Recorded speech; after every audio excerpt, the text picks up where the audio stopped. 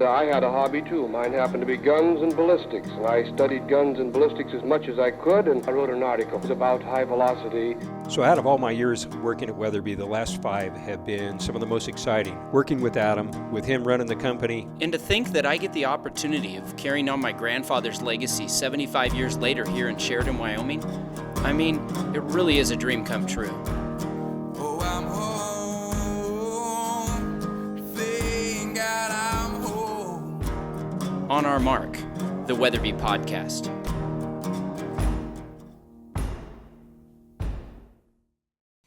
All right, welcome back to another episode of On Our Mark, the Weatherby Podcast. Changing it up. I'm going to be your host today, not Luke. No, but I'm here. Yeah, see, now we don't even have the intro where Luke can mess my first name or my last name up. I know I've been doing that for a while. Adam and Brenda probably missed out on that, but Yeah. So no, today's podcast is going to be amazing.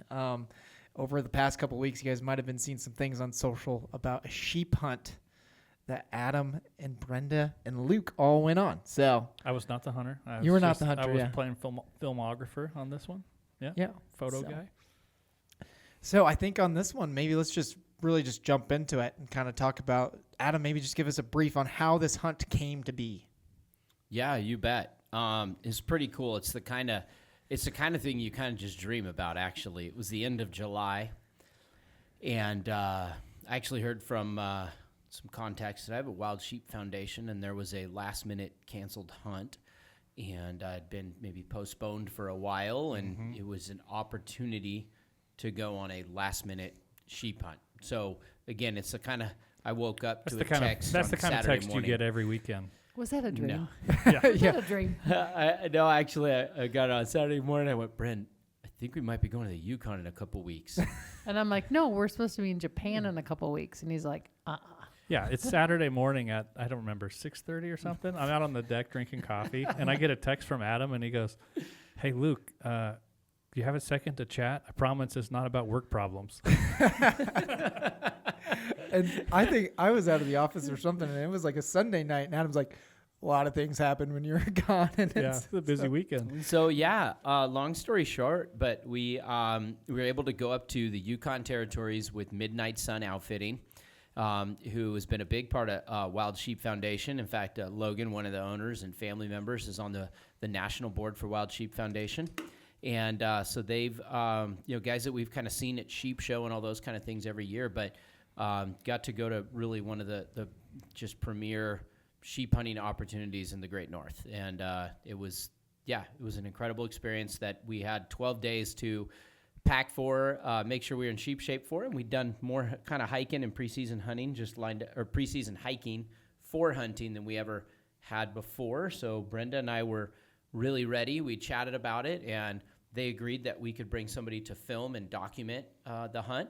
And so Luke came along for that, and they said Brenda could come and just share in the journey and possibly harvest some sort of add-on along the hunt. And so the three of us, within 12 days' notice, headed up to the Yukon for, the whole trip was 13 days. Yeah, door to door, it's 13 days. Yeah.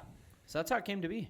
yeah, and it wasn't just any sheep, right? It was kind of a sheep that you had maybe been on your list. Yeah, so as you well. had 2 prior. Yeah. Correct. So in 2015, I shot a Doll sheep in Northwest Territories. Phenomenal experience, one of the best hunts of my life. 2 years later, in 2017, I drew in Oregon a California bighorn sheep, which is a subspecies of Rocky Mountain elk, a Rocky Mountain bighorn sheep. It's a crazy subspecies. And yeah, it's an elk sheep. And so I'd shot a Doll and I'd shot a bighorn. And for the North American 4, I knew there's stone and desert that were left. Those are not cheap hunts. They're sheep hunts, but they're not cheap hunts. No.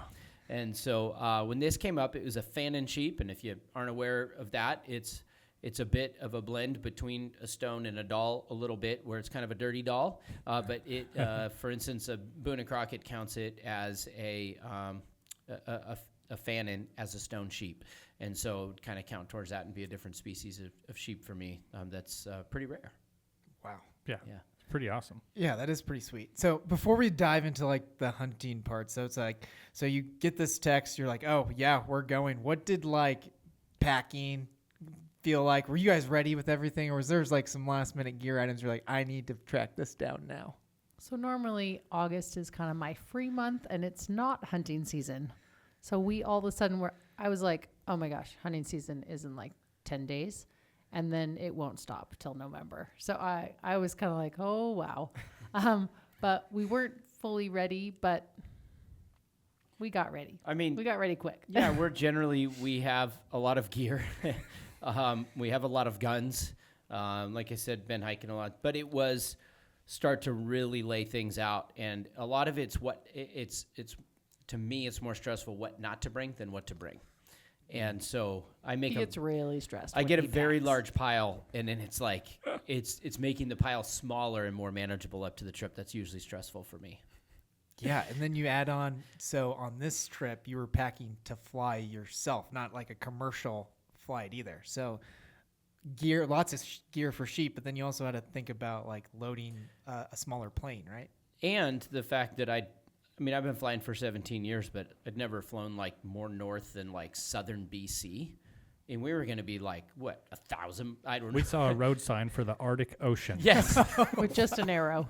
Yeah, I was like, guess it's over there. So we were like 1,000 miles north of the furthest. So it was also a lot of flight planning and checking where to go and calling small airports and making sure they had fuel and all that kind of stuff to fly my plane, because I just thought it would add to the adventure and avoid a lot of long. I think it was going to be 4 or 5 planes to get from Sheridan, Wyoming to Dawson City, Yukon. So that was fun, but it definitely added to the stress. However, packing worth gear it. for a sheep hunt, these are all like, and planning a flight like that, these are stressors that like really fuel me. So Yeah. it was Yeah, fun. it's a fun stressor. It is. It Yeah. is. And then Luke had all the camera gear to kind of get together Yeah, last minute. And Adam's like, what's your weight going to be? I'm like, I'm targeting 50 pounds. I think at the end I was like 70 pounds by the time it was all set. I didn't need all that for hunting, but you need some clothes on each end. And he was asking as pilot, like, how much am I accounting for your weight? So how much less fuel am I going to bring for you? But you yeah, had a spreadsheet going. I did. I of weighed every I weighed piece of everything. gear. Yeah. Yeah. Oh, wow. I've on bigger hunts, I'd kind of do that anyway, but so I didn't have to like weigh everything, but I had a starting point. But yeah, camera gear is So not everything light, that you brought minus food, because food was there, you were at 70 pounds. just right over there. 70 pounds. Yeah. What about you, Adam? You had to weigh a lot of things, right? What was your guys' total? Oh, man. I just weighed the bag at the end. That's all I did. Well, we each took like a Yeti Panga bag, and then we took, our Stone Glacier packs, on top of that. And then, of course, our guns. Was pretty much kind of what we brought. But I can't remember my weight. I'd Oh. have to go back and look. I think I was 35 on my Panga and like 33 on my backpack, but that wasn't counting my gun. Yeah. Uh-huh. But I'm a girl, so I get to bring more. Yeah, you get to bring more. Yeah. I skimped on clothing. Like the weight, for the record, was mostly all camera gear, and that's why I weighed it all, because I'm like, if Adam says I'm over, then I've got to make a call on what don't I bring. So I want to know like Well, what if we what run I out can of fuel cut because out. he brought too many battery chargers and the plane goes down, then it's Luke's fault. I'm like, hey, you want to capture the content or not? Well, you would have had a bunch of camera gear if the plane would have went down. You guys would have had like one of those those funny Let's not talk documentaries. about planes Yeah. going Okay, down. okay, okay. Stop. Well, Stop, okay, stop, this is the last Tyler. time I'm going to talk about the weight of stuff, because camera guy is not my day job, so I probably took it like too serious, because I'm like, man, I don't know. This is not necessarily my primary role at Weatherby, but we're gonna do it for this trip, and it was fun. That's cool. Yeah, it was cool. And so, that was the first part of the adventure, obviously, was the packing, and then it was just the journey to get there, which was pretty cool. We got there that afternoon, so to leave from Sheridan and to get to our final destination where we were going to get picked up to get flown into base camp. We were there that afternoon in Dawson City. It's light out past 11, like 11:30 probably when we got there and stuff. wow. So, yeah, pretty far north. But like smooth sailing as far as like weather and everything getting up Yeah. there. Yeah, it's Yeah, great. dodged a few storms, but it was fine. Nothing major on getting there. Nope.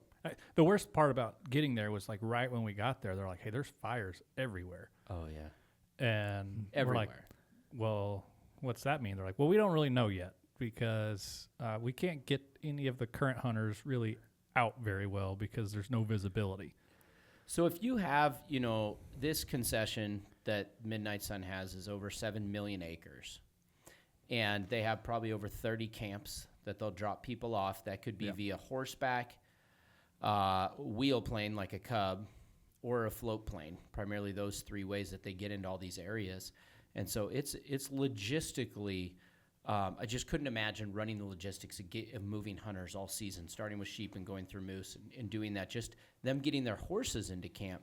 It's 12 days for them to pack their horses all the way into camp from the nearest that's road. Once they start riding, they had to start driving from southern Alberta and then drive all the way to the north. And then that was trucks where and base trailers camp for was, like what they was say that far away. 40 Yes. something horses total. They lost 8 on the way in, and we're there, a month after they packed in? Yeah. Because they'd already About- had one hunt and about. packed in 3 to 4 weeks. And they're like, we can't find 8 horses. And then Alan found them from the Cub one day, and then they had to go take a 2-day journey to go find these Wrangle 'em. horses. Oh, yeah, wow. and wrangle I mean, these things. there's. I should look. I don't know how far the nearest road is, but it's not close. I know that. I think he said it was 150 miles or something. That's what they said, but it's not, because that's, I mean, maybe, I don't know, maybe by the ground because you're going around mountains. This is probably over 100 miles, I'll bet. Yeah. So, yeah. And then when we got That's there, remote. because of the fires the week before, there was no sheep tagged. So we were kind of like, ooh, I wonder what we're walking into. Is this, going to be a successful hunt or not? So Yeah, they couldn't literally get some of the hunters out because of the visibility. They had to fly in to get them, and like nobody could get them. So I couldn't safely fly the plane Yeah. because you can't see the ground. You can't see where you're flying Because of the fires. because of the Yes. smoke. Yeah. Yeah, That's crazy. but then when we were there, it rained 82 hours a day, and so we didn't have that problem. the Yeah. first 2 days it was smoky, and then it was Yes. very clear. The Yeah. most important pieces of gear that we brought, more important than my gun, was my rain jacket and my rain pants. Yeah. True story. It rained Don't forget about the tarp. and the tarp. Hold on, we'll get there. Stone Glacier I've tarp. heard a little Okay. bit about the Stone Glacier Okay, tarp. Let's yeah. wait. Okay. So we're in Dawson City, Yeah. and then so what? Just logistically, you guys fly into base camp, or you horse or Dawson City. Now let's continue the journey. Yeah. So Logan's sister, Logan, the outfitter owner, his sister Jessie met us for dinner the night we got there, and she started talking us through nobody tagged, there's smoke, and she was concerned because her brother is one of the guides with another hunter, and they can't get to him, and fires are moving closer. So she's got like a little, more than a little amount of concern in her voice. And we're like, all right. So she's like, we're probably going to fly out tomorrow. We're going to take this Islander in a wheel plane, and we're going to fly you out to our base camp. She's like, we should be able to do that. And we're like, okay. So she left, and the three of us are like, well, we're not real sure what the next couple days are going to look like. Because even if we get to camp, our guide is supposed to be Logan, who they know cannot get to camp, most likely the next day. So we kind of go to bed thinking, well, we're in for an adventure now. We're not really sure what we're going to look like or what the next couple of days are going to look like. So the next morning we go to the airport, and we get in the Islander. They fly us to camp, and it was like patchy. We'd go through areas that Pretty are clear, smoky. and then areas that were like, man, like I can't see anything right now. So it was all over the map. But we got there, and everybody in camp had a similar vibe as Jessie, where they're like, yeah, we don't really know, because we left Jessie in town so she could play logistics coordinator, and she's trying to figure things out from Dawson City, where she can do a little more than she can from base camp. And we're just like, okay. And so we're there with 3 other hunters that are going to go out and hunt sheep in addition to myself. They were all going to get flown in on either the Cub or a float plane to their base camp. We were going to ride because we had a little larger impact with 3 of us than one, and camera gear and stuff like that. So we were going to ride 8 hours to where we were going to hunt sheep. So full day of riding. Full day. Correct. But we were then waiting for Logan for a day and a half Yeah. at base camp, and we successfully found that there was no fish in the lake at base camp. Or during the that time. lake near base camp. Yeah, or the lake that was a 2-hour hike from there that we did too. So we spent some time fishing. Yeah, we or- put like 7.5 miles on our boots the day before we even went hunting, just to go do something, because we were waiting. we were just kind of I would say I was crazy. surprised, but I'm not surprised at all that you guys were like, oh, let's go. Well, we had Adventure to right stay away. in sheep shape. Yeah. Well, it's a weird mental game where you don't really know what's going to happen. And we waited long enough into the day for them to know for sure, Logan is not coming today. So you guys can do whatever you want. Was base camp like established? Was there like a cabin, or is it all wall tents? Or No, we had a cabin and a generator they'd fly in. But again, anything that gets, all food, all fuel, everything's got to get flown in. And so, but there was a generator there, and so base camp was. It was nicer than you think. Yeah. Yeah. It's a fly-in deal.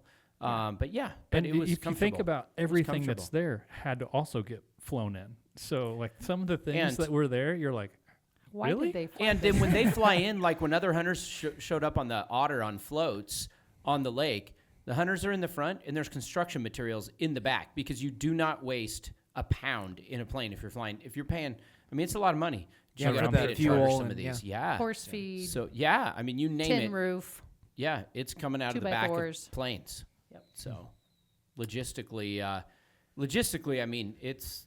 that's what you do. If you run an outfit Yeah. like that, you're running a logistics outfit, a lot of it. When Simon and Jason, the two of the other hunters, they flew in on a float plane, and it was comical. After they got out, they unloaded the whole thing entirely, but they got Jason and Simon's gear out, and there was a couple other guys with them, their guides, and they just pulled everything out. I thought they're done. They go on for 30 minutes.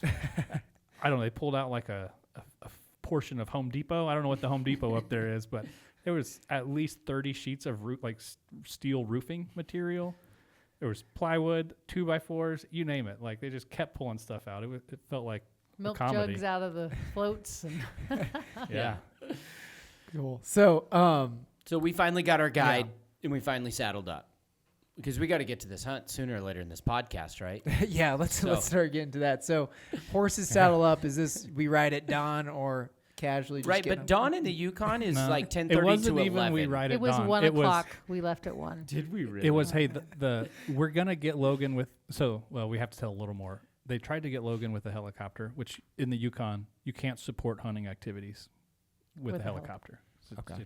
it would be cheating, whatever. Yeah, sure. So they get a medical exception because the hunter that Logan was with Had some medical issues. had some medical issues, and so they try to fly a helicopter in. They can't get a helicopter in the evening that we failed on our fishing expedition, and so we go in. They're like, hey, we've got another guy. We're pretty sure this guy's. If anybody can get, if it's at all possible, this guy can go in and get him. And so the next morning, they're like, hey, he's gonna get there, and like a little bit after breakfast time, they're like, hey, he got in, and they're gonna bring him back to somewhere and then fly him in to base camp because base camp wasn't as smoky because we're 150 miles away from where this guy is. Okay. Wow. So In the same hunting concession. it wasn't like we ride at dawn. It was like, hey, as soon as he gets here, he probably needs an hour to get stuff squared away, and then you ride. Because he had like almost died of fires for a week. He's like, oh, maybe He I needed could some get a shower. O2. yeah. Yeah. Yeah, So you guys start riding at 1, and it's an 8-hour ride. yeah, roughly. Yeah. Yeah. But it's not necessarily a 8-hour continuous ride. Like we would Stop. take breaks in class, and And so I'd say hour or two into the ride, saw a huge grizzly, kind of a caramel colored, beautiful grizzly. Another hour later, we stopped, saw a bull moose, yeah, saw an Arctic black bear. Then we started seeing ewes and lambs. So it's not as if the ride is just like a commute on a subway. yeah. They've been Like- telling us we're gonna go over Easy Pass, and I'm like, hey, there's 2 ways this can go down, right? It's like actually easy, or it's one of those pass names that's not easy at all. They're like, yeah, it's option B. You know the kind of passes where you don't ride your horse? Yeah, and you should Because- be walking it. That's correct. So that's what we did. So we walked them up and over Easy Pass. But that was in an area that they called the nursery, and that's where like all the ewes and lambs were hanging out, and that is exactly what was there. I mean, there was, I didn't get a count on those, but there was a pretty big group. Yeah, some young rams too and stuff. So the ride itself, riding and hunt. I love riding and hunting, and so to me that was a fun part of it. You get to know a horse, on something like this. And for Brenda, she bonded with her horse a lot. She hasn't rode a ton, but you had a good riding experience this time. He was slow and steady. Nice. What was his name? Brewster. Beautiful horse and just very sure-footed. Brenda felt very easy. He wasn't going to necessarily win a race, but if slow and steady ran the race, he was very slow and very steady. Was your guys' destination another camp, or was this like, oh, you guys had all Correct. your food and everything? Well, or another camp was Yeah. a rock that they called Boulder Camp. We were bringing a tent. We brought, so we were spiking at that point. So the next camp wasn't set up. It was on the panniers and the horse boxes and stuff like that. So then when we got to that camp, the idea was to then set up what we were going to sheep hunt with and out of all week. Yeah. Which, of course, it was pouring rain. so when it we started. got This there. is now when it started raining, as on the right end. Probably as soon as Yeah. we stopped to set up camp. No, it was before that. Was it rained before? on the way Okay. in Yeah, because several I got times. off. Oh, yeah. We Oh, yeah. like kind of like rode up ahead a little bit, and I got off the horses, and then they rode back. It's not raining, but I left my bag on the horse, so I didn't have to mess with it, so I can like follow along and get some cool shots. Well, as soon as the horses were gone, it started. The sky opened up, and I'm like, great! I got no rain Yeah. gear. And And start the Yukon off being just soaking start wet. being real wet. This is awesome. But Yeah. we're talking like gorgeous, gorgeous country. So I'd hunted Alaska, I'd hunted British Columbia, Northwest Territories, never hunted the Yukon. And I mean, it's twice the size of Wyoming, I think, geographically. Total of 40,000 people? 44,000 people in Yeah. the whole So- territory. So remote and so vast, the hills. I mean, it's just absolutely breathtaking countryside. So, I mean, Endless just peaks, endless, just all around you, everywhere you can so look. big. so So gorgeous big. and The so sky was much so big. game. And when I'm saying game, I mean like trophy game too. I mean just ginormous everything everywhere. So it's like a zoo for like Us folks. yes, for very very amazing creatures. So it was, so just when we'd ride, it was like such a big part of the hunt where you just soak it in and just take in the beauty around you. And there's nothing like riding with a Weatherby rifle in your scabbard and just know like we could see something and have to jump off this horse and go chase it at any given moment. So we'd ride with our packs real lightened up on our backs. We had the pack horses obviously going They to and did. I from had a lot of camp. camera gear. His was And not light. So you had to be ready to just jump off at any given moment and start chasing stuff. So it's at that moment it was game on when we left base camp. Luke, as you guys are leaving base camp, you said that the cameraman is not your main job. Was there any like intimidation where you're like, man, this is such an epic film, or you're like, man, this is easy because everything looks so epic? I've told you before, like the best way to take good pictures is to go to cool places. So, I mean, it's hard to take a bad picture there as long as you get all your settings right. So, I mean, it's both. It's both. Like you got to make sure you're doing it right. But Luke, how many cameras did you break in the rain? Just one. Just one. Just one. It was a lot of rain, though. It's already it's back at Canon for service. Oh, those are what those emails I was getting on. Oh, you have confirmation that. Down a camera here at Weatherby. Yeah. All right. So you guys are getting base camp set up. Are you guys hunting that day, and then or what? Maybe like next transition is The riding to the day, hunt since we side? left at 1, it was just get to Boulder Camp, basically. And if something presents itself on the way there, unlikely to be a ram because of where we were. And Maybe that could Just work, to be but clear, you can have a pocket full of tags there. So when you say that, what that can mean is moose, caribou, grizzly, sheep, wolf, and wolverine. Okay. Yeah. So you have all these tags, but in your head, sheep is on the brain. We're That's going why for you're sheep. number sheep. one. Yeah. But just in case you get charged by a wolverine, you have a tag. Yeah. So, Yeah. yeah. So really that next morning we just got up and It was a special day, if I started recall, Brenda. Was that a Was that- special day? Was that the first day we were? Oh, yeah. well, the think it bottom was. line is It was all my the days birthday. blur together, but the day that the long day, which happens to be the day that I shot at a sheep, which we'll get to, was Brenda's birthday. Oh wow, what a special place So to let's be. fast forward to Brenda's we birthday. wake up. So we rode out on Saturday, and Sunday we wake up. First hunting day is Brenda's birthday. Yep. Yeah. I had So- a number of things planned for my birthday, like a massage and a pedicure. A nice bed. All kinds of things planned. No, actually, usually on my birthday, we go backpacking because we're not usually hunting. So it kind of fit into my normal style. I figure if I can rough it on my birthday, then I can rough it whenever. So it's kind of fun. Nice. Yeah.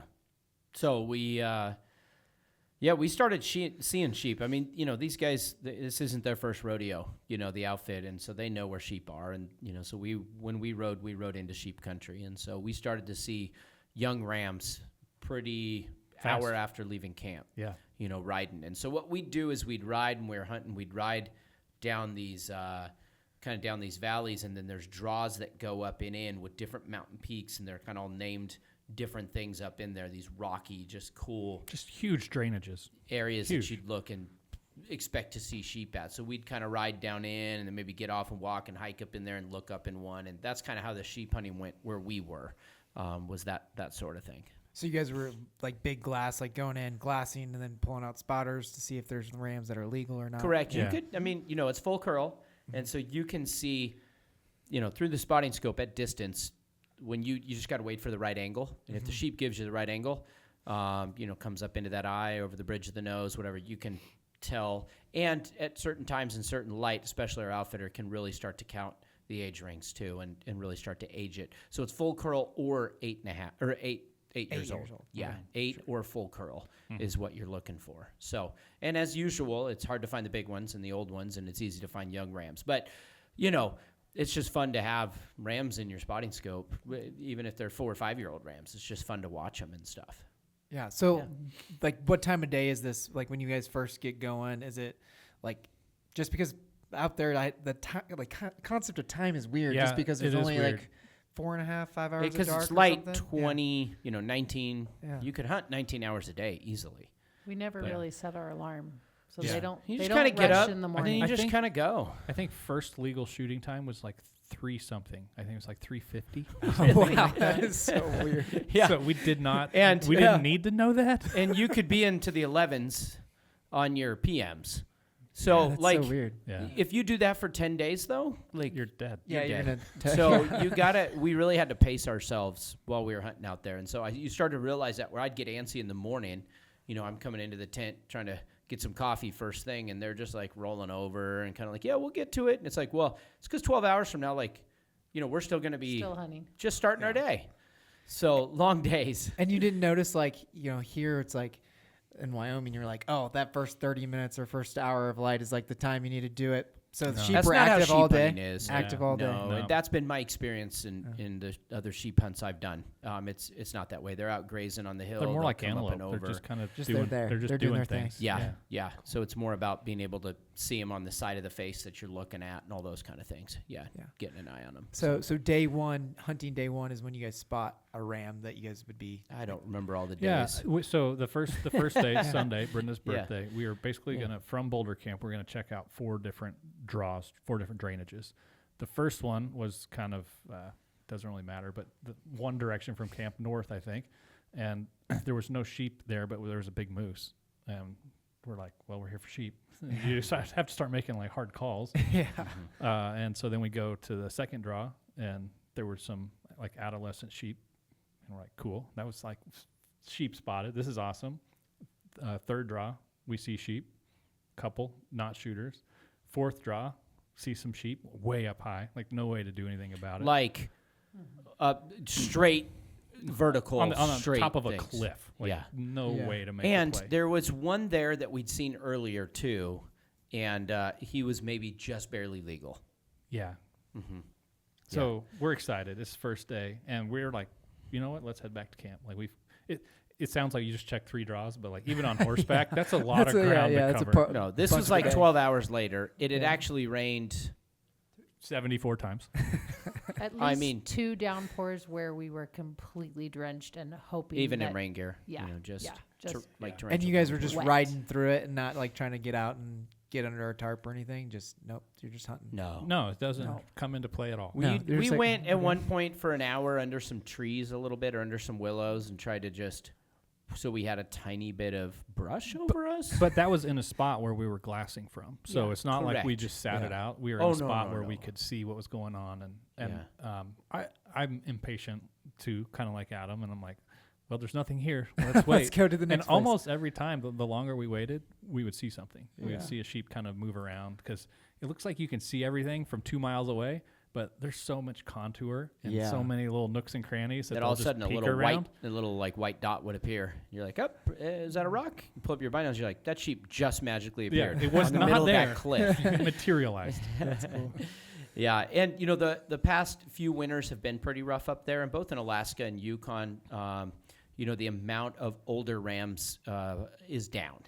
And so, you know, talking to outfitters at Sheep Show, I've really kind of learned that a lot, and talking to a lot of different folks, and certainly talking to Logan coming in this trip, it was like, if you find an old ram, we're gonna shoot it, because like there's just not a lot of them that are out here right now. So, so we checked, I think, the fourth draw, the last draw, and we're like, well, great first day, guys. You know, like let's start working our way back. We'll glass the draws that we passed on the way back to Boulder Camp, the ones we already saw, and see if anything new is there. But We had already planned what we were eating for birthday dinner and the brownies we were having for birthday dinner. Oh, yeah, wow. like we were ready We to, were ready like we to could taste those celebrate. brownies because we had them a few days before in base camp, and they were good. So the way you guys are saying that makes me lead to believe that you guys did not get that dinner. Here's the deal. I wanted to treat Brenda really well on her birthday, and I thought I would get her a sheep, that I would shoot a sheep on her birthday, and I thought that would be really meaningful to her. It was. It was And so really meaningful. we were riding back. We had a few hours, so we were going to be riding back and glassing up these draws. Because, again, you're talking like an 18-hour hunt day. So we'd been, you know, drenched and all that kind of stuff, and rode 8 hours a day before. And so we rounded a corner and saw in an area It was the third draw we checked. where we had the third draw, we were at the fourth, a band of rams that we had not, they were in an area where we did not see rams on the way in. We saw them on the whole other side of the drainage, like a mile or two away, not on that side. So we kind of immediately said, I think those are new sheep. It's probably 8 at this point, maybe? Yes, 7:30 to Maybe? 8:30, somewhere in there. Well, we put a spotter on them, and one of the rams looks to be possibly a good ram. We were 2 miles maybe at that point from the rams. Yeah, but in the spot that they're at, it's not, everything's so exposed. Like this country's so open. It's not like there's a bunch of trees. They're above tree line. There's nothing but rocks. And you're like, well, how are we going to even get that close to them? But there was one, like this shoulder saddle that kind of slid down that kind of would hide us from 1.5 miles to 700 yards or something. Right. So all of a sudden we said, well, we know at this point that it's worth getting on the horses and getting closer. And so let's do that. So we got on the horses and rode for 45 minutes or whatever it was at a pretty quicker pace than we had been all day to just cut the mileage down to then get them in the spotter again. I think we got them in the spotter again at one point. Yeah. If we 700 or 800 yards. well, that's when, so then eventually we parked the horses and trudged through the willows and all these different things to get to where we thought we could see them within 1,000 yards and really get a good look. There was 4 rams. 4 rams. And one was a standout ram above the others, seemingly legal. Just how old is the ram, how mature is the ram, and stuff like that. At this point, we're probably 9 o'clock. Yeah, somewhere in there. 8:30 to 9. Okay. And we ended up, Logan said, the ram's getting better. The more I keep looking at the ram's getting better and better. He's looking older. His full curl is more full curly than it was before. And so we kept trying to. But he's still not. He's still not 100%.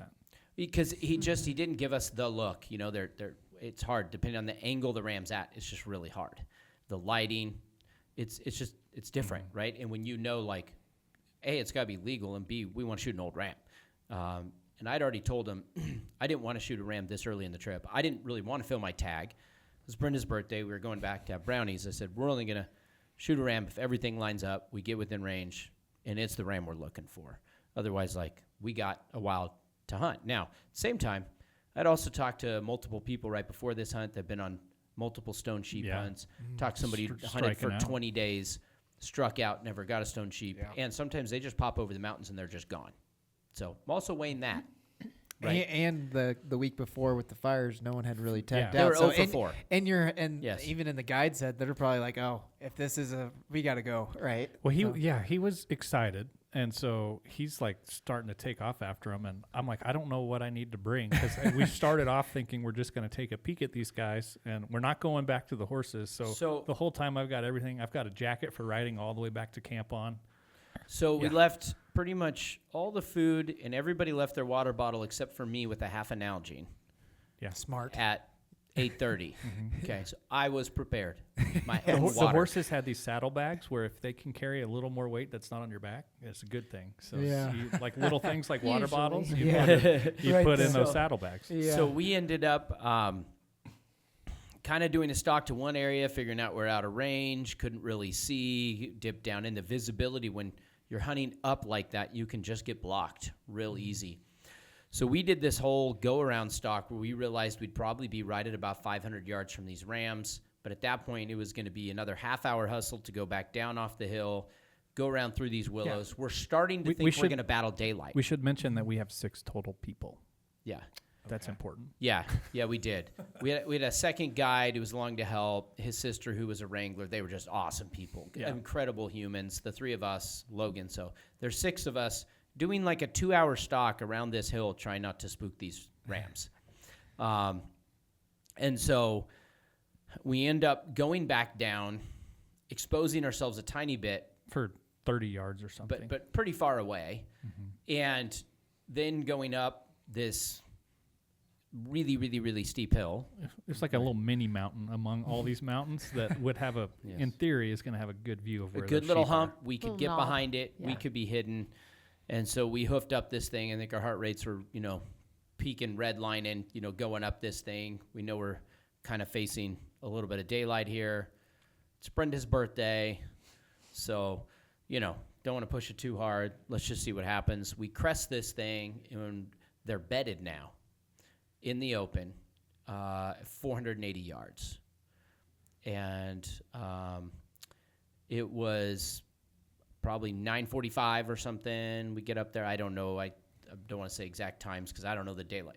Everything was legal when we shot and all that stuff. I don't want to say wrong numbers. Or I can't remember for the that exact day. minutes of everything No, either. but it started to get there. But then I ended up setting up, and we really wanted to make sure how old the ram was and have him give us angles. He was shorter on one side, and he was bedded where he was only showing us a short side. Yeah. It was a little bit broomed or busted, a tiny bit on his right side. We were waiting for him to get up and maybe shift. So we were there what seemed like 7 days. It was probably 20 minutes with him bedded that way. Yeah, it was at least 15 minutes. Somewhere between 15 we were and 45 also getting minutes. to the point where we're like, Luke, you got light? And I'm Oh, yeah. running out of light real quick, guys. We were Yeah. running out of light. Because you had the big spotter on the, I did, and that yeah. takes a lot of light to It does. generate. And the a one good quality camera picture. wouldn't turn on. Yeah, and at this point, the one Oh, camera. that one's gone already. I Already didn't. I gone. didn't kill it the ride-in. I killed it that day because it Ah. rained so much. So much. So when you say you're set up, are you on the gun and they're I'm on on the a spotter? bipod. You're on a bipod. I'm on a Spartan bipod. I got the pack on the back. I'm bench rest steady at 480. Okay. We got some wind. I'm sitting there running numbers through my head, trying to figure out how much to compensate for wind. Yeah. And letting my guide who grew up here for 25 years hunting sheep let me know how old this ram was and what you the were getting situation prepared. was. What was your rifle setup? I don't think we went through that in the gear list. Yeah. So I took the Mark V, the Weatherby Mark V Wild Sheep Foundation Thin Horn Limited Edition rifle that we made 4 wild sheep banquets last year in a very limited run. Real high-end rifle, carbon fiber barrel, lightweight. I did a 6.5 Weatherby RPM. I was shooting the 124 hammer. It had a loopholed VX6 scope on top of it with a paint job to match. It's kind of a pretty boy rifle, actually. Yeah, is it a it's pretty titanium gorgeous. action or is it a steel action? It's a titanium action Titanium, for that so- Wild Sheep Yeah. Foundation gun. Yeah. Yeah, that's a pretty cool Yeah. looking Yeah. rig. It's So- pretty cool. So it's a little 5-pound, 5.2 pound setup with that VX6 on there. Obviously weighs a little bit more. The paint job's amazing. It's beautiful. I shot it with the hammers ahead of time. I was shooting 3rd inch, groups. So I was very confident in that. So as far as the gun, of course, had a lot of confidence in the gun. Wasn't worried about that. So, so I was sitting there with that thing laid down. The minutes are going. I'm And starting it's to have cloudy doubts. too, so we're watching legal shooting time, and I'm trying to watch the light in the scope, and I'm like, in my spotting scope, and I'm like, that's what we record through for a kill shot, and I'm like, I'm running out of light. What's cool is I had the VX6, which does have the illuminated reticle. and so I actually used that feature, which that's was like nice. red on white and gray, which was kind of handy. So I had plenty of time to kind of sit there. Finally, the ram gets up, stretches, and then turns around, beds on the left. It was like he'd rehearsed this He's before. like, hey, you got to see my good side. Yeah. But then he was angled away from us, and so you still never got that perfect side thing so you could see how far that thing goes up. And he's kind of a honeycomb color. He was a little bit hard to judge on his age and the rings and the lighting. It's kind of a hard thing, a little bit stressful. I was like, good thing I'm not. I turned around to him at one point. I'm like, so if you're wrong, am I in trouble or are you? He's like, me, don't worry about it. Well, which also shows like why they take so much care to make sure they get it right. And I wanted to kill an old ram, and ideally, wanted at least 9, but would love a 10.5-year-old ram. And so light was going down. It was probably past 10. Again, I don't want to say any time because I don't remember, but it was legally well legal light still at that point, and was lined up on these things. And in my mind had just about said, it's been too long. We're not going to get any photos afterwards, even if I do kill him. And we're just going to have plenty of time. And I couldn't tell if Logan was super excited about it. I just said, I kind of said, I think I'm just going to pass today.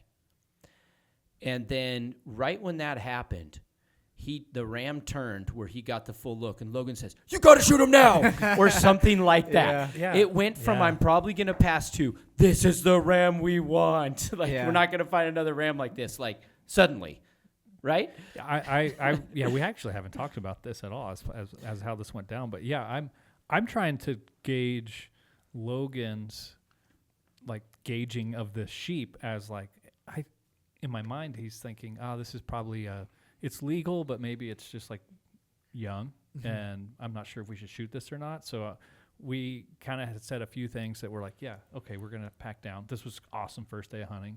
And I just thought it was an incredible first day, and I kind of just didn't want to shoot.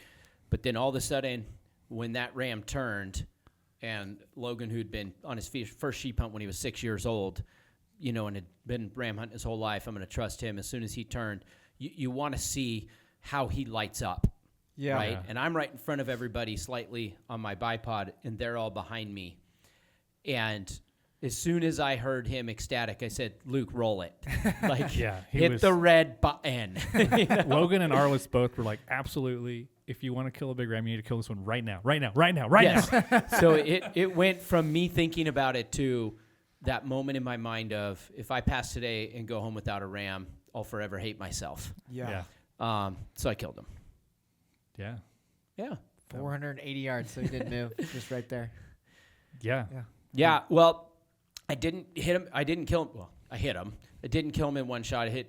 There was wind. I misjudged the wind and hit a little bit far back. He got up, moved around a little bit, adjusted He was for the standing wind. dead. Yeah, he was going to die. Yeah. Height was absolutely perfect, dialed it, so just had the setup, had the Swarovski EL ranges with my dope setup in it. So, I mean, it was just easy. I handed it to Logan, said, just call out my MOA, twisted it. Elevation was perfect. There was more wind than I thought, readjusted for wind, and you don't want the a rest sheep was on its history. Yeah, no, that's where I was going. As soon as it, did it roll too after he was died, or was that because that's like the nervous thing? Obviously, I'm when he went down, he tumbled a bit. Okay, probably 30 to 50 yards, at least. Yeah. Maybe I was just kind of celebrating. I wasn't exactly sure how much. Yeah, it didn't happen right away because it went down, and then I think in his final kick, he just kicked himself down some, and but it wasn't in. It wasn't in the uber rocky stuff. Was above him, so where he was rolling wasn't as worrisome. When I shot my mountain goat last year, I was worried, and he broke, one of his horns in half, and we found the piece and gave it to my taxidermist. But so we were. It was more aggressive. We were a little bit concerned. Yeah. So. Yeah, I was like, happy birthday, Bren. It's going to be a fun night on the mountain. They're going to pack. Is it raining now again? Or no, was there a break? Nice. It was nice. perfect. It was clouds so were building. We get up to the ram. It's probably close to 11. Yeah. Man, what did that moment feel like when you just, I guess. Oh, man. I can't even think about it. Yeah. Can't fathom it. It was awesome. Yeah. It was awesome. So we get up to the ram, and we quickly try to rush a few photos because it is like almost dark by the time we get to the ram. even in the Yukon. And so, You know how you asked if like you were stressing at all? I was stressing here because like the light's not there. no. Yeah. It's not good. And I'm like, No. I'm not getting good pictures. Sorry. Like the mountains, So just, it's not we'd good. begun to discuss what are we going to do tonight at that point. Because now it's probably like around Because we're midnight, on right? the- or 11 o'clock. midnight? Well, 'Cause pretty it's soon dark here it's going to now. be Yeah. midnight by the time Yeah. we got Well, I mean, our it's 480 yards was the shot, but it still took a long Yeah. time to like, you know, do a little like you just shot. It wasn't hole number 8 at the golf course, if you know what I mean. Yeah, Like, there was still a lot of Yeah. time just involved, and it Getting wasn't there. a cakewalk to walk up that hill. So by the time we got them, the light was going down. The horses are at the bottom of the hill, and we got some hours back on the horses to get back to Spike Camp. Like, Well, like 3 to 4 hours when on horses. the knives came out, basically it started hailing and the heavens opened up. And no weather to all of a sudden, so much weather. yeah, literally. much so weather. let's like call the it last picture I took wasn't raining, and then we're like, hey, let's call it like 11:45 or midnight. Knives come out. It starts raining or hailing. So we get them gutted, and we go take this Stone Glacier tarp, and we're up on the mountain of what degree of slope? It's like 40 degree slope. It's stupid. And we said, let's set up this tarp and just figure out life under the tarp. Yeah. And so the tarp was about 2 feet off the ground. Brenda, why don't you describe the situation? Because it was your birthday. I don't want to take away some of the Yeah. fun that you had on your All birthday. the accommodations. It was a lovely tarp. Yeah, it was a tarp. Logan threw me in the middle of the tarp, and as he was setting it up, I was just laying there, like, flat against this hill, going, so what? Why are we under this tarp? But it did provide some. Trapped a little heat. It trapped a little. It kept us from getting more wet, but we were already completely soaked. So all of a sudden, there's 6 of us under this tarp. That is 2 feet above the ground, but we're all like sliding down a hill. And then in my mind, we were going to like just wait till it stopped raining Wait it out. and then have a plan. But minutes turned into hours and it just kept raining. Hours turned into months. Months turned into years. So it kept raining. And at a certain point, we said, okay, so we can go hike off this mountain, In get the back rain. to the horses in the rain, and then probably ride for hours in the rain and get back to camp at least 3 o'clock. When the sun comes up. But the animal was only gutted, so we would have had to then. Go out in the rain to take care of the animal Yeah.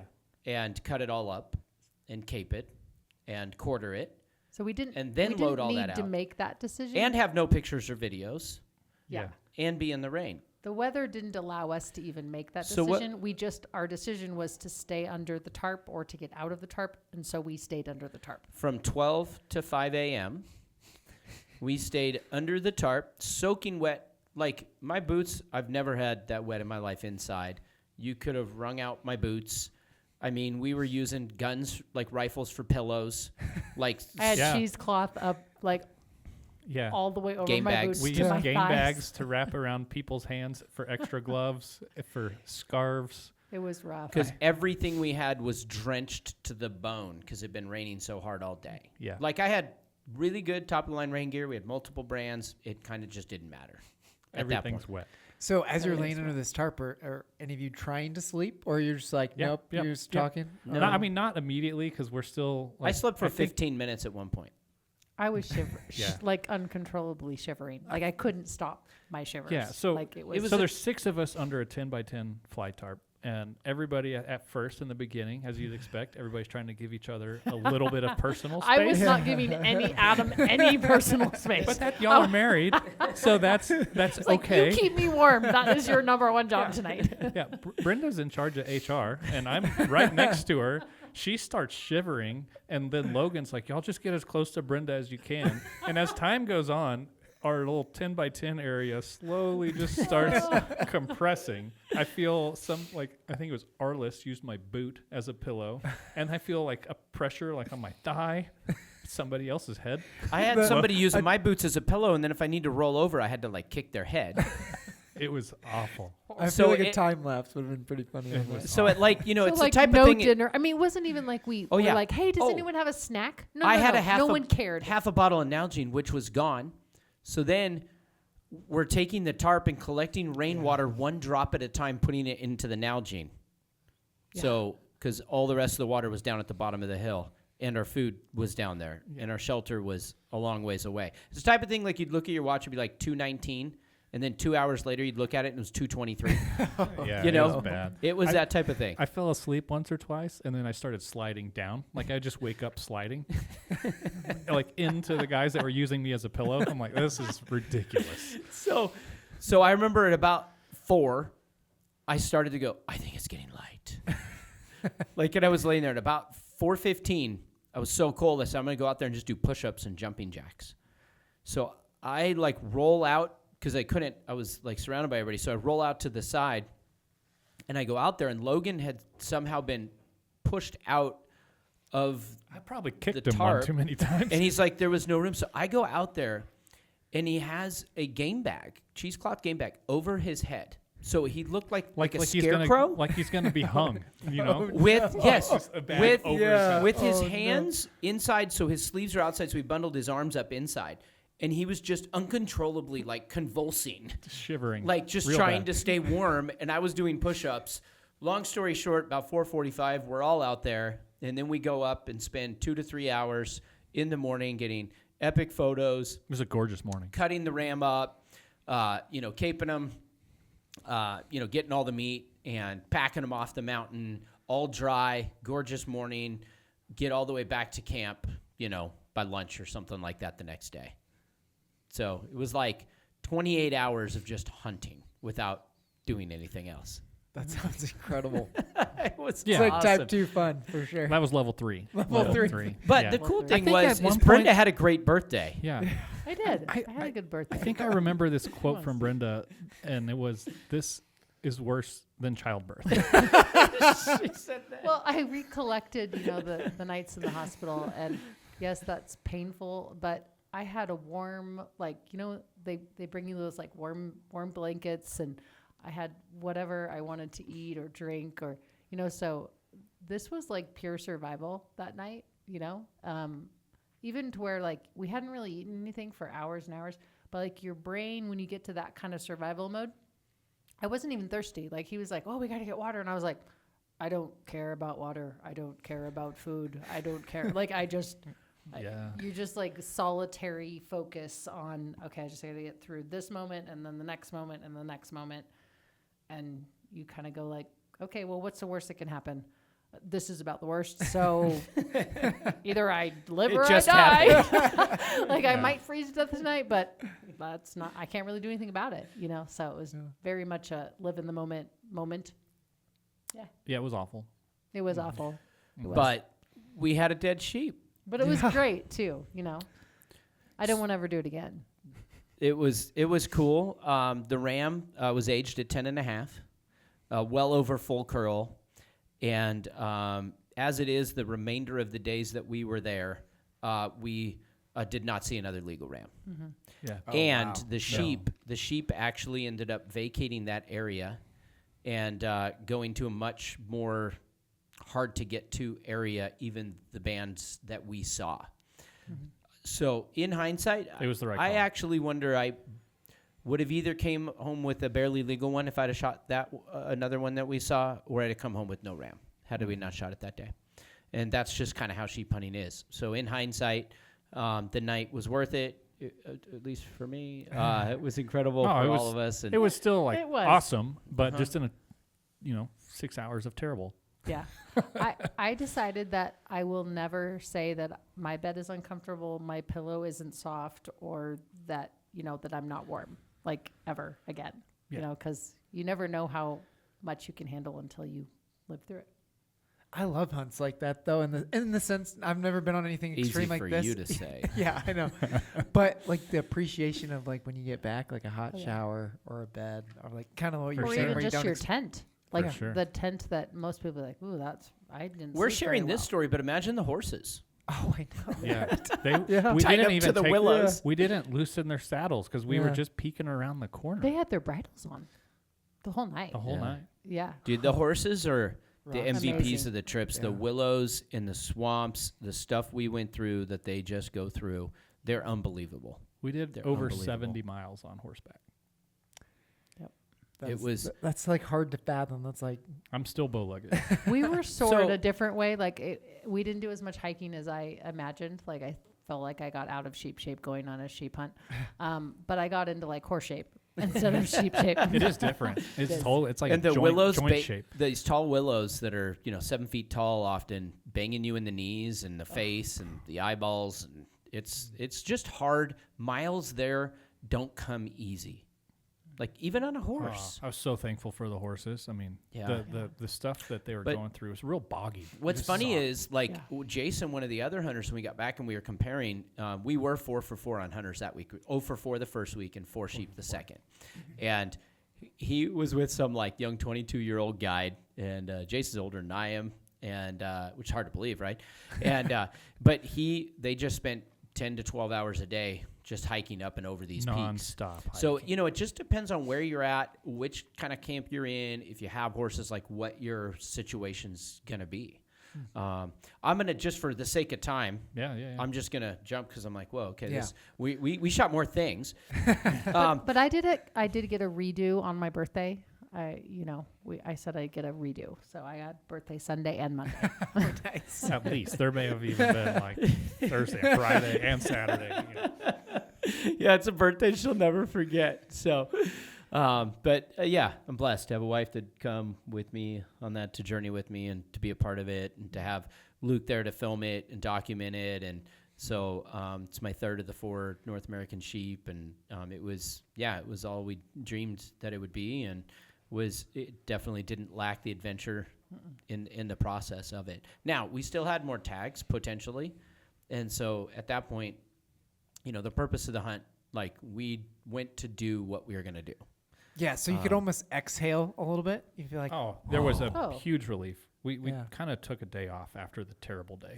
Well, but that day was a It was still like hike out, pack out, dry out clothes, all that kind of stuff. get Sleep. the cape taken care of and all that. Yeah. We were turning the whole thing and taking care of it in detail and spent a whole day doing that. We, but one of the big surprises of the trip for me was then another day we're out riding to maybe go hunting and see what was around and all those sort of things. And we leave. This is a few days later, and we leave camp, spike camp there.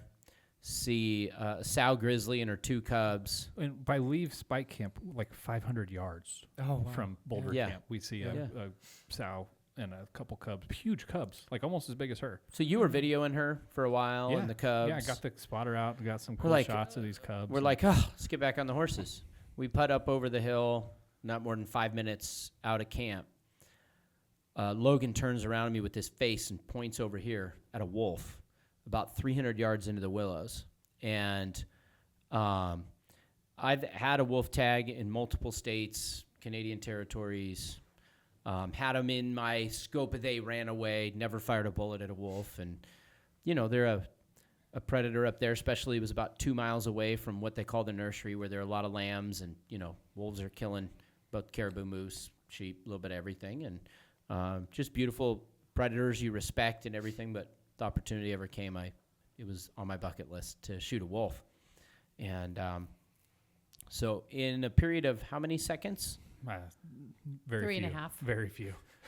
Well, at that point, we had 2 guns. I had a 338 as a bear gun with that little 18-inch barrel. We took a 338 RPM, and I was riding with that one. Brenda had the other 6.5 RPM sheep gun. She was riding right behind me. And, Brenda had a couple of the ancillary, if you would, tags too. And so he said that. I was off my horse in a half a second, ran back to Brenda, who was a couple feet behind me, pulled the rifle out of the sling and said, "I'm really going to shoot a wolf. Is that okay? Do you want to shoot a wolf?" "Sweetie, you go ahead and shoot it." Or I don't know what she said. I run over, throw my pack on the ground, and just shot him. Like it. Adam's like, 'cause well, I I'm already knew- off the horse. So Well, there's 6 of us. The timing Yeah. is so rushed when you see a wolf. Yeah, they So usually don't rushed. stick around. I was No. like, of So course. I actually started just rolling the camera from from horseback because I'm like, I'm not going to have time to get set up and switch lenses to a better lens because, you know, kind of have a walking around lens and then like a long lens. And Brenda was right next to me, and we never did this the whole trip, but she's like, well, just give me the camera. So I like threw her the camera, absolutely fell hard getting off the horse because it was so rushed. Got to Adam just enough time to like grab the camera from Brenda, zoom in on the wolf right as he shot it. Yeah. Oh wow, that's cool. It was In not a- more than 10 seconds. An adult male, black and gray, huge, beautiful wolf. Yeah, it was awesome. So That's amazing. The pictures. Oh, I can't wait to share some of those. Adam on the was socials, pretty excited. so. I told him I've never seen him more excited than that. Yeah. After shooting an animal, he was the most like I excited. was throwing stuff. He was like, I just shot a wolf. Well, because 30 seconds before that, I was like falling asleep on the horse, you know, and then like all of a sudden there was a dead wolf, and I was like, this is amazing. Oh wow. I think it's like one of the things that I always go back to about hunting. I love the like on and off You just type don't of know. mentality. Yeah. Yeah. And you can be off all day, like just okay, watch, and in a split second, you never know when it's going to happen, and that is like one of the best parts about hunting, is just that when the light switch goes and you're just like on, and that's Yeah. just the best part about hunting, I think. It felt so Yukon because we're like, he just shot a wolf, and I'm like, we can still see the grizzly bears. Like they're still in like without optics. You can Well, see as soon them. as we shot, they ran off, and we're like, oh, there goes the grizzlies. There they go. We're like, this is wild.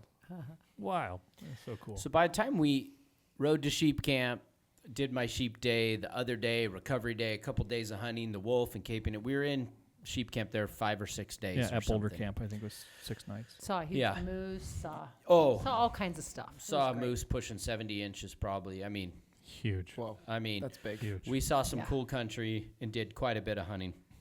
At that point, I had my first ever wolf, had my third sheep. Things were wet. We were done at Boulder Camp. We'd seen what we could see there. And so we decided to journey back and do that 8-hour journey back to base camp. Saw, a lot of young sheep and stuff like that on the way back, and a bunch of cool critters. Saw a big grizzly boar. So saw a whole bunch of things. Ended up back there, and we had about 2 days, 2.5 days.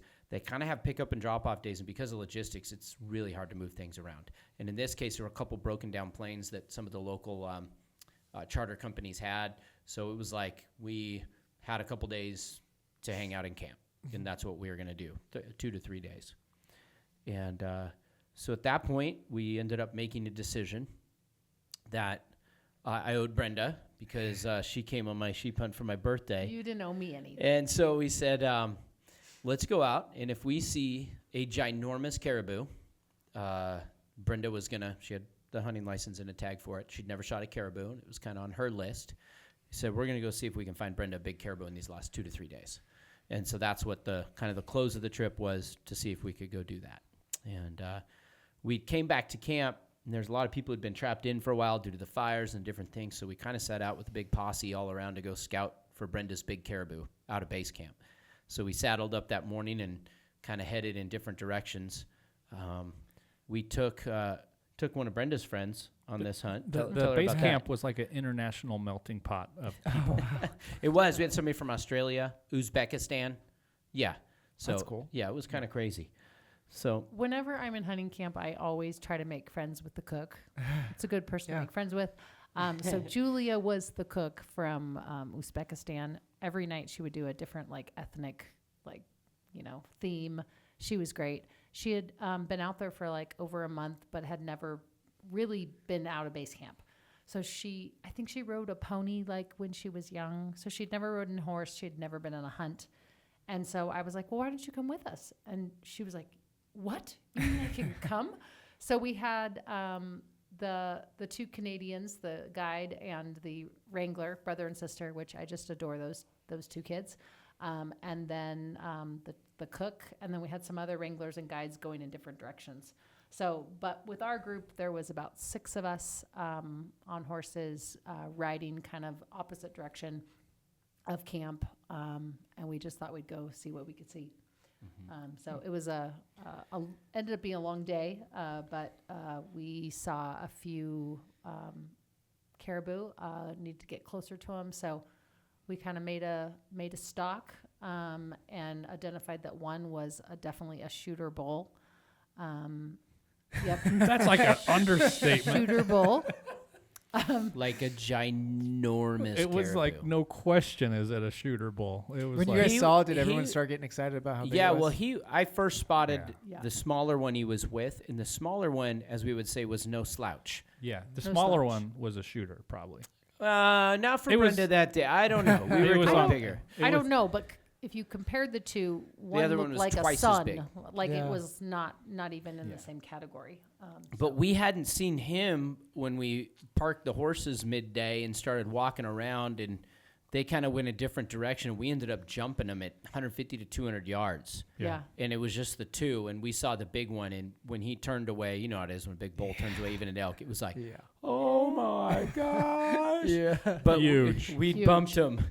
And so the whole rest of the afternoon, we put a stalk on these two, and it was just the perfect afternoon. There were rainbows and rain and sunshine and belly crawling on the ground and guessing where they went. And they went up this one draw where they bedded, and we knew that no matter what, we had them any way they came out of this bedded area. Yeah, we trapped was- them. We had them Super between cool. 200 to 500 yards, and we just sat and waited. And it was pretty exciting. So we waited, and if he came down away from us, it was going to be like 200 to 300 yards. If it was up, it was going to be 400 to 500. Sure enough, they fed down like right into the only spot where there wasn't willows, where we knew they had to go across this one spot. Yeah. And the big one was really light velvet, and the small one was really dark, so it was very easy just immediately. I mean, just a very different colored caribou, body and velvet. Yeah, for sure. Very different. So Brenda was shooting the same 6.5 RPM that had already shot a wolf, that had already shot a sheep. I mean, it was an accurate bugger, going into this hunt. And so we ended up belly crawling earlier so that when it did step out, we only were going to have probably a 20-second window where it was going to walk by this Short window. Yeah. Sure. I mean, it was a little spot where they're going to travel. There's no reason for them to stop there. There's nothing to eat, just rocks. So we had to give a little hoot and holler to get them to stop. The old whitetail. Hey. Yeah. Yeah. Moose grunt. So Oh, speaking of moose, the whole time, about 150 yards behind us, there's just a huge bull, moose. 55-inch moose bedded down where we're like, we need to keep an eye on this. Yeah, we kept hoping he wasn't going to bust the other thing, but So good. Brenda was just super steady.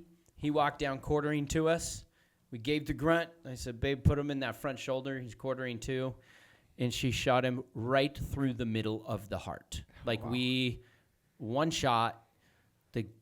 They later said they'd never seen a 6.5 take down a mature adult caribou bull like that in one shot. The 6.5 RPM did it.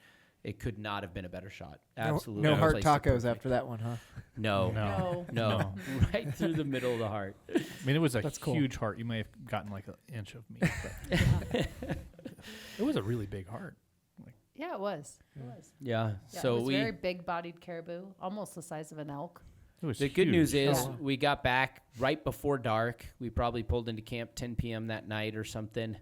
We're riding in, and the people that were back Whole at base group, camp yeah. were, Hoot and going, holler. we're coming back in, and It's kind of like this group, like group project, So everyone was just a part fun, of it a and fun celebrating quality it. outfit with a lot of really good staff there, and Yeah. so we spent. We'd already cut up our sheep, and the next day, Brenda and I processed the caribou most of the day, and the day after that, the float plane showed up, and the rest was history. We were heavier on the way home. Yeah. We were heavier on the way home, that's for sure. But we got back, and Brenda and I spent a couple nights this last week cutting up meat at home and getting in the vacuum sealer, and some of it ground, and had some friends over. I've already eaten sheep and brought over caribou to my folks the other night and already grilled it up, and so we're already telling the stories. Our clothes are dry, meat's in the freezer, and the deal's done. Barely. So, yeah, clothes are barely Barely dry. dry. Barely dry. They're still quite a little damp. Yeah. Oh, man, Yeah. that sounds like an epic adventure. I hate to throw the word epic around, but I feel like it qualified. That trip qualifies It for did. sure. Big. Did. As Luke would say, to land this plane, any last closing thoughts? Let's start with Adam. No, it was just, you know, I know a lot of people listen to podcasts go, I'd die to be on a hunt like that. And I know that we get a lot of great opportunities. You know, of course, Midnight Sun, but also, you know, Wild Sheep was just a big part of this and allowing it to happen. We're their kind of key premier firearm sponsor. We believe in putting and keeping sheep on the mountain and wild sheep on the mountain. And so even as a part of this and this film, we want to do something to help give back to sheep. We got some things up our sleeve for later and stuff to be able to do that. But I think to get out there again, it's been a number of years since I'd been on a sheep hunt, 6 years, I guess. And so to get out there, you know, with my wife and one of my best friends that happens to also work for me and was running the camera, it was, memories that last a lifetime. We don't take it for granted. We enjoyed every day, every miserable moment under a tarp or whatever it is. It's still always surreal to be able to go field test our products, you know, to use still a relatively new cartridge and take down a bunch of Yukon animals. Yeah, that was a special deal. That was one thing with the Mark V 6.5 RPM TI, like literally made that purpose made That's what it was for for. that hunt, Yeah. which is cool. So So no, I'd say just overall, it's one of those bucket list trips. It happened last minute. I'm incredibly grateful for those that allowed for the hunt to happen, and that, you know, we were able to take off and make it happen. And so grateful for Brenda and Luke to come along and sharing the journey. I'm really, really, really stoked. You know, the extras were my first wolf, and then Brenda's caribou. I mean, it measured gross over 400 inches. So, I mean, I know we don't normally throw around inches around here, but I mean, it was a once-in-a-lifetime caribou, so you can check it out on our social and stuff if you haven't It's a booner. seen it. But we will have slouch. we will have a film probably coming out in the winter. Yeah. I would imagine on this too, and you guys can check it out there. But it's amazing country. If you ever get the opportunity to go up there, do it. yeah. Brenda. I would just say that this trip was like so adventuresome.